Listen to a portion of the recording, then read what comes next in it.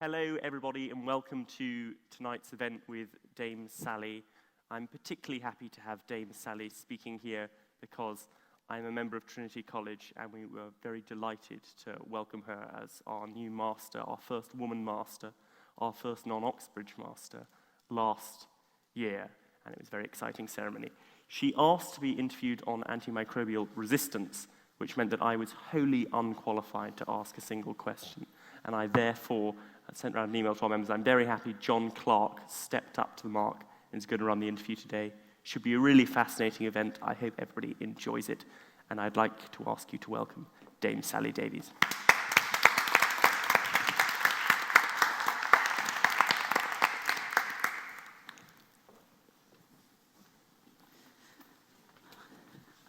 Well, I think we have to start by saying well done for turning out on a Friday night, particularly if you came and listened to John Burko before. I don't know that we're going to be as entertaining as him, do you think? We'll do our best. Yeah, we can try.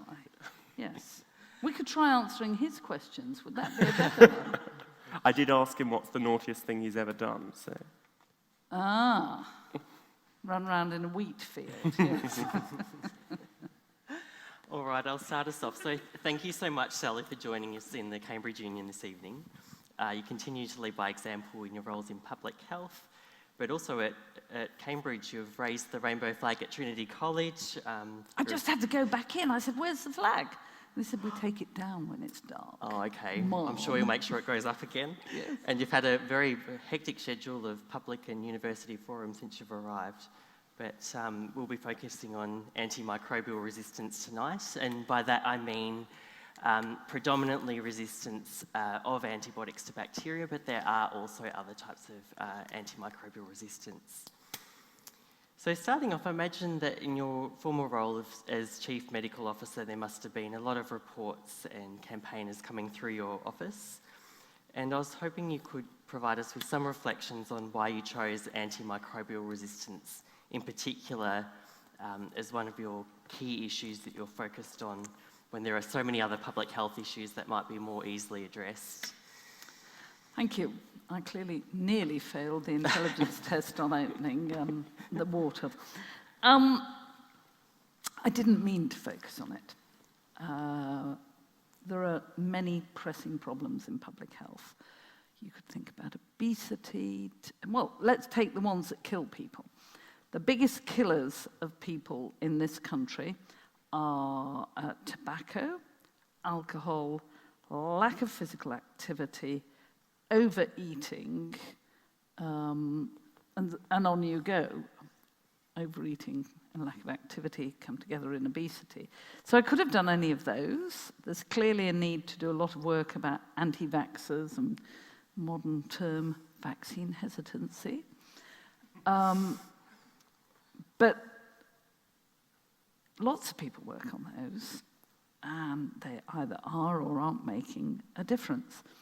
And what happened was I have had, as Chief Medical Officer, to write a report every year on the state of the nation's health. It's part of my statutory role. And I chose the first one, which was dated 2011, but came out in 2013. Why that kind of thing, I never got to the bottom of, but I thought I'd do infection because I didn't think it was particularly, exciting. Everyone gets infections and you have to cope with it wherever you are in the world, in the system, acute or whatever. But as I worked with the academics who were writing the chapters, and I thought about, so what's the policy meaning of all of this? To my surprise, I discovered that since I'd stopped seeing patients in 2006, the number of drug-resistant infections was just going up and up. And I said, have I understood this? Yeah. So I said, okay, so when I was young, aeons ago, if a patient got a resistant infection, the microbiologists would say, resistant, Sally, but don't worry, we'll open the cupboard and get out the next drug. And it didn't matter. But as you know, because you work in this field, there have been no new classes of antibiotic come into clinical use since the late 80s. And there's a pretty empty pipeline. So what hadn't been an issue in the past, because when resistance came, it was overcome, has become a very big issue. And I said to all these experts, so what are you doing about it? And essentially, they said, well, we keep telling people, but they don't take any notice. And it is very interesting how, even in the professions, you have groups of people who they feel disempowered. They don't feel enfranchised. They don't feel they can make a difference. I thought, but this matters. So in the end, at the end of a long day of debate and what does it all mean and what should I put in my report, I said, so, okay, I'll give this problem voice. If you, the experts, support me on all the technical issues. I'm getting quite good at some of those, but they still give me lots of support. Yeah, so that leads me on to my next question. So you started off as a medical practitioner and then through your career worked as a blood specialist. So could you share your experiences of developing your credibility and expertise to make positive change in this field with this team around you? Well, there are various types of credibility and authority, aren't there? Put on a white coat and people believe you. Whether they should is another matter. So there's kind of the credibility and authority that goes with a role, chief medical officer. There's the credibility of speaking truth and being aware when you're not and being able to show that you can be listened to. And what you see is what you get. I'm very straightforward. I have always said publicly, I don't know, but I know someone who does, or this is where the evidence is at the moment. I expect it'll move on, so I'm not bad at that. And you gain credibility by delivering on the things you said you would before. So I said I'd write that letter. I said I'd see that patient. I said I'd make that change. You do it, and then people say, oh, she can be trusted.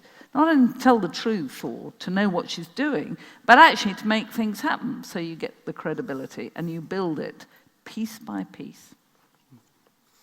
And I was thinking about credibility in international government, and antimicrobial resistance is a problem that won't respect international borders.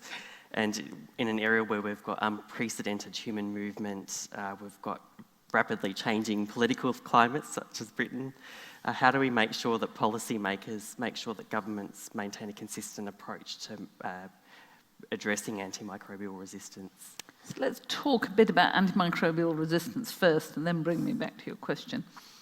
So what happens is that the chromosomes with the genes in bugs, whether they're bacteria, viruses, fungi, can mutate spontaneously, and then survival of the fittest, if it gives you an advantage when there's a treatment there, that bug, fungus, virus, will proliferate and it'll go through.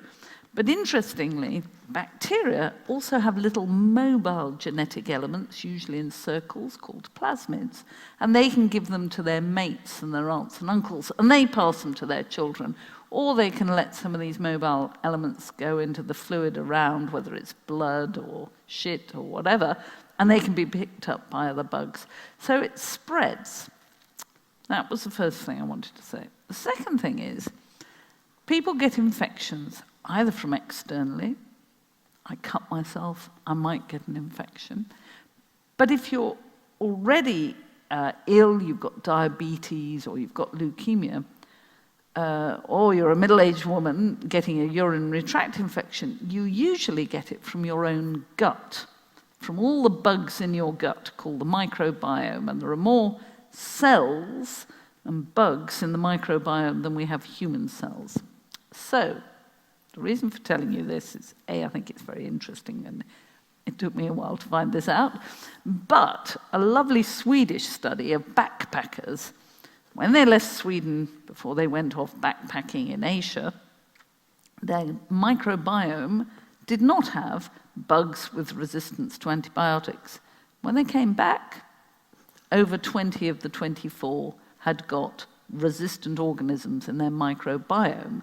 So you can go and you can catch an infection and it can be resistant, or you can go and pick one up and bring it home, and then if you get an infection or a friend does and catches it from you, you've brought it back. And of course, I was just thinking as you asked me the question about Cox's Bazar, where the Rohingya have been moved to in Pakistan out of Burma, and the number of infections there because of overcrowding, lack of basic hygiene, and they've got very bad antimicrobial resistance. So it's all around the world, but we move it with us, and it is worse where there's migration and poverty and bad hygiene and sanitation. So here we are with at least 700,000 deaths a year of infection with a resistant organism, 60,000 newborn babies a year in India with resistant sepsis die, and it's a big problem. So we didn't seem to have traction at the global level. So I thought about the model of climate change. Equally complex. We haven't got on to the complexities of AMR, but it is just as complex, and man doing it to ourselves and our environment. And I thought, what really began to make a difference in the global conversation, not in the general media, but in the global UN conversation? And it was actually Nick Stern, now Lord Stern, who's an economist, doing a review of the economic impact of climate change and then going around the world and selling it to governments. Look, if you don't take action, look at what it's going to do to your economy. You can reasonably say it didn't have enough impact, but it did wake people up. And so I went and saw the then Prime Minister, Cameron, and I said, I want you to commission a report from a famous economist looking at the economic impact. So we got Jim O'Neill, who was the chief economist at Goldman Sachs. He was the one that coined the name BRICS and mints, going with him to Brazil, which is the B of BRICS. They thought he was God. I mean, we were terribly well looked after. And he did a study of the impact, said that at least 700,000 die a year across the globe, and without taking action, that would rise to 10 million a year. One person every 3 seconds will die in 2050 if we don't get this right. So that was kind of a rallying call, but then I used the power of government, working with our Foreign Office, our diplomats, and our aid agency, DFID, to work in the World Health Organization to get a resolution that action needed taken, and then in the World Health Organization to pass a global action plan that our ambassador took to the UN organization called the FAO Food and Agriculture Organization, and one in Paris took it to the Organization for Animal Health, so that we got them all lined up with the same global action plan. And we got agreement in that, and then our Prime Minister and the Foreign Office put a lot of effort in. So we eventually got a whole day in 2016 at the UN in New York talking about antimicrobial resistance. So we kind of built the diplomacy, the campaign, the fact base, and the other parts of it to get us to the UN and to raise awareness. Mm-hmm. And in some of the reports that are written by the World Health Organization about the patterns of antimicrobial resistance, it can be quite hard to get a sense of causation versus correlation between where there's antimicrobial resistance in different countries. And something that I'd reflected on was that in a country like the United Kingdom, we've got a lot of resources, but as a single nation, it can be difficult to, I think, go into another country where there might be high rates of antimicrobial resistance without appearing to be pointing the finger or just attributing health policy locally or the practice of those practitioners as the sole cause. So how do you think as the United Kingdom should approach this problem? Well, I can tell you what we did. I persuaded ministers they should be interested because it was a health security issue and that people could bring it in and that we already had a problem. So I got them on board that way. But then I turned to our own health sector and said, how can we say this globally if we don't get our own house in order? So we've dropped our consumption in this country by 13% in general practice, by 53% in animal use and things. So we were getting our own house in order. So we could then go to other countries in humility and say, we're having to work hard at this. But then I persuaded the Chancellor of the Exchequer to give me £265 million to set up something called the Fleming Fund. So we were going to other countries saying, how can we help you develop your surveillance so you have the data relevant to you that will help you make policy and take action? And we're working in 24 low and middle income countries on exactly that. So it was an offer of help so that they would get the data to make their minds up what to do, but in the light of the fact that we were having to work hard at it too, and no one's got this right. Okay. And now focusing on international antimicrobial resistant patterns, the technology is developing rapidly, so we're able to sequence the genetic material of bacteria in different patients, in different populations. Or viruses. The coronavirus, for instance, was sequenced very quickly. Mm-hmm. But when we take that information, that's actually stored on international databases. We do this with the patient's interest at hand, but we also don't request specific consent to do this. So how do institutions like Cambridge and... Why should you ask a patient to put a bug on a database? I don't think you need to ask the patient. The patient's information, yes, but not the bug. Well, I just it's not wonder... their bug. I wonder whether you could still identify, to some degree, some patterns within populations, and I just wonder how we should be managing that information from aspects such as public security. So there is a nice Cambridge study early in the genomic work where they showed MRSA moving round a special care baby unit, but they showed how it came in from the community, that it was on some pets, and how it moved around. And I bet if you knew who it was, you could probably work out which babies they were. So you have a point. But I still think the greater good needs to be the bit that rules it. And we have to anonymize patients, and we have to protect them. And if it's clearly their data, you have to have their permission, or it's got to be such a big database you can't track it back. We have to be trustworthy guardians of this data. Mm-hmm. And you mentioned the coronavirus, very topical. And a lot of the information that we've been hearing about this is often quite speculative and really poorly reported. We often don't know where that information is coming from, and it's coming through social media. That's how I think most people here would have been tracking what's happening. But do you think that health organisations are keeping up fast enough with this information turnover, and should they be engaging in social media more to provide the public up-to-date information? On coronavirus, difficult. I can tell you, I was there yesterday, the Department of Health and the WHO know no more than you do.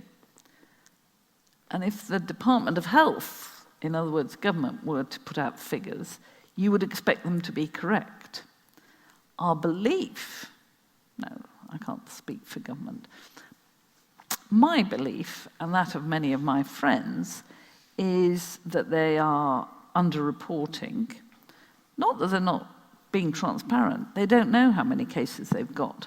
And the bet, from talking to people in China and Hong Kong, is it's probably underreported by at least 50%. It's probably 100% higher than they're saying. And that in Wuhan, I was told last night by someone who has a contact, a very senior contact in China, the death rate's 40%, because the whole system is so overwhelmed. Mm-hmm.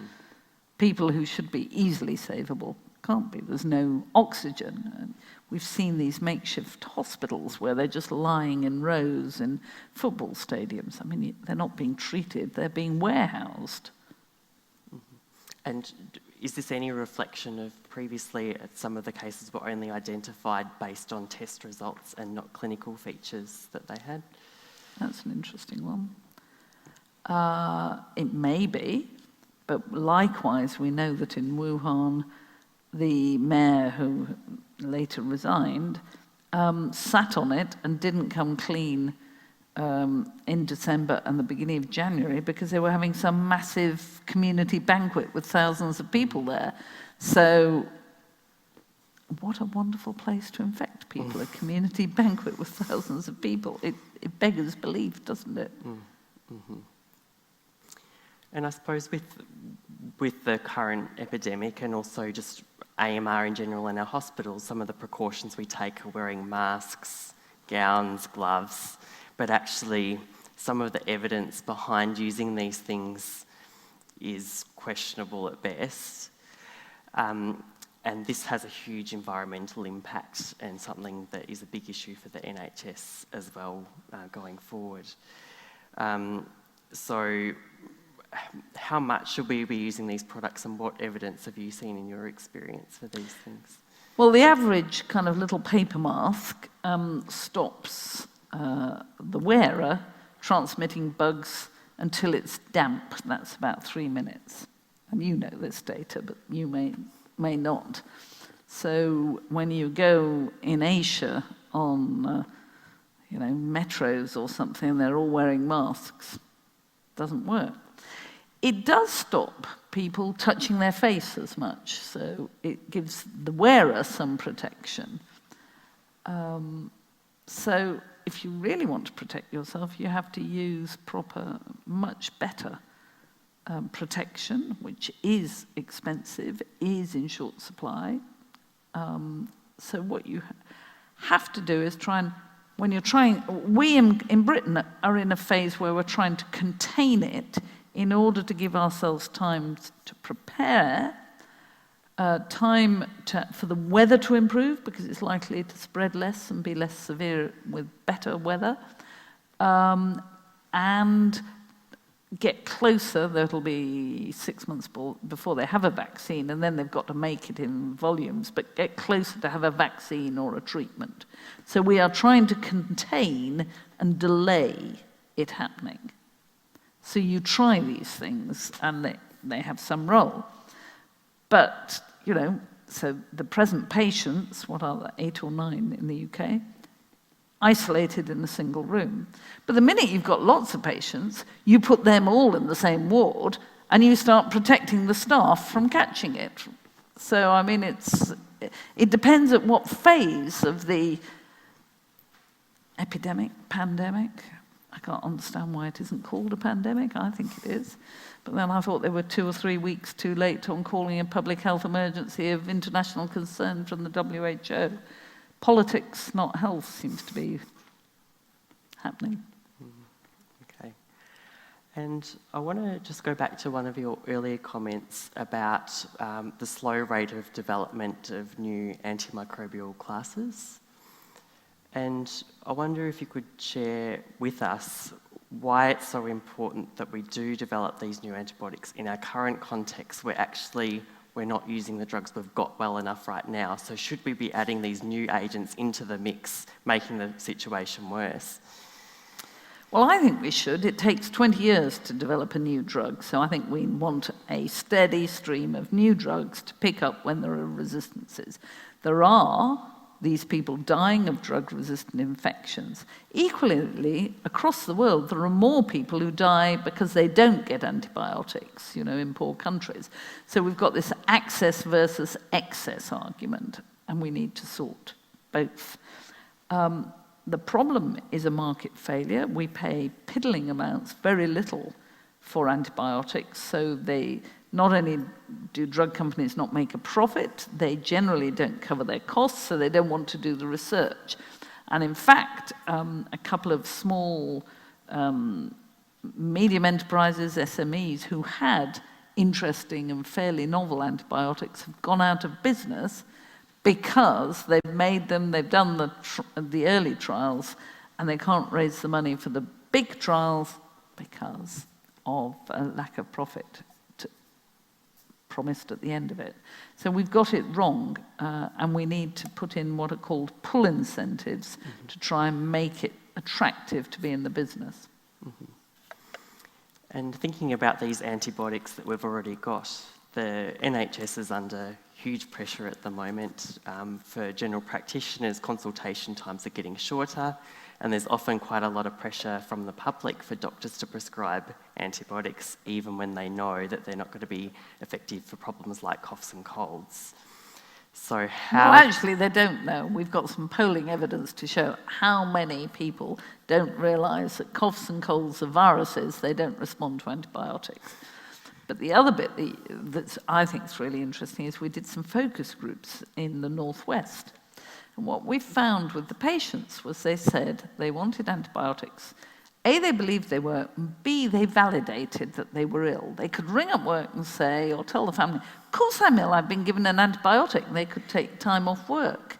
So Public Health England designed some really nice prescription sheets as a behavioural way, filling them in, telling people they needed time off work, they were ill, they should take some painkillers to reduce their fever, and tearing them off, handing them over to validate their illness. But yeah, we all think it's the patients demanding.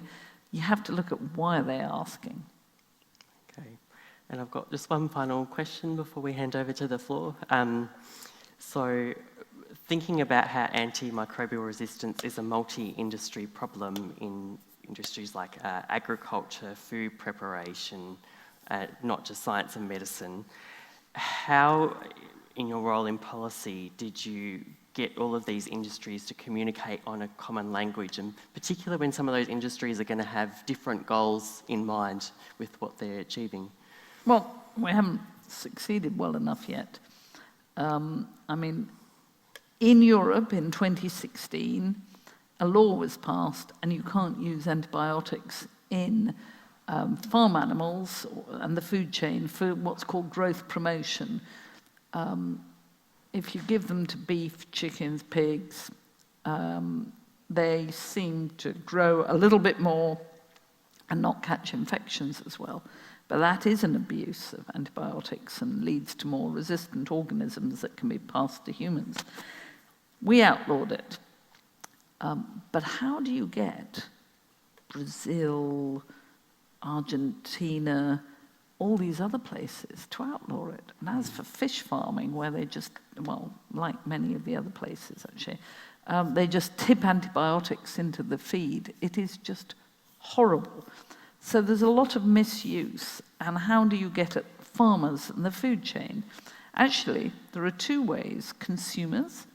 So quite a lot of work from consumers with big supermarket chains trying to make sure that the meat and everything has not come from herds or flocks where they've used antibiotics for growth promotion.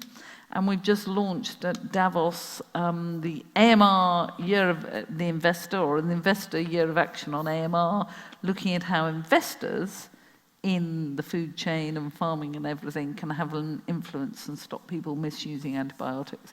But you can't do it all by policy. You have to engage with the industries, and when it's profit, they're not going to listen. So you look at the people who can impact their profit, the investors or the consumers.